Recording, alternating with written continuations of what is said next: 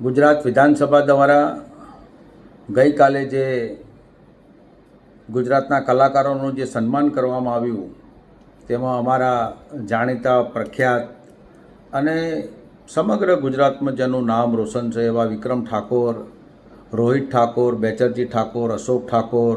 તેજલ ઠાકોર, શિલ્પા ઠાકોર, અનેક કલાકારોનું કોઈ ઠાકોર કોમ્યુનિટીમાંથી એક પણ કલાકારનું સન્માન કરવામાં આવ્યું નહીં. એ ભારતીય જનતા પાર્ટી દ્વારા જે કરવામાં આવ્યું તે ખરેખર સરહદ તો અન્યાય છે,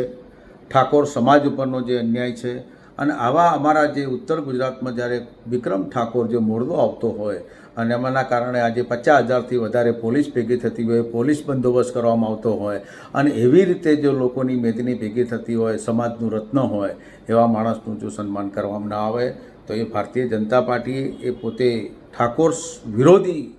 છે એવું સ્પષ્ટપણે મને દેખાય છે. એટલે આવાવાળા સમયમાં આનો જો ભારતીય જનતા પાર્ટી કે સરકાર એનો નિર્ણય નહીં લાવે તો અમે કલાકારો થવાના જે ઉગ્ર આંદોલન કે જે કંઈ કરવાનું થતું છે એ સમાજ માટે લડીશું અને સમાજને પૂરતો ન્યાય અપાવવાના પ્રયત્નો પણ કરીશું.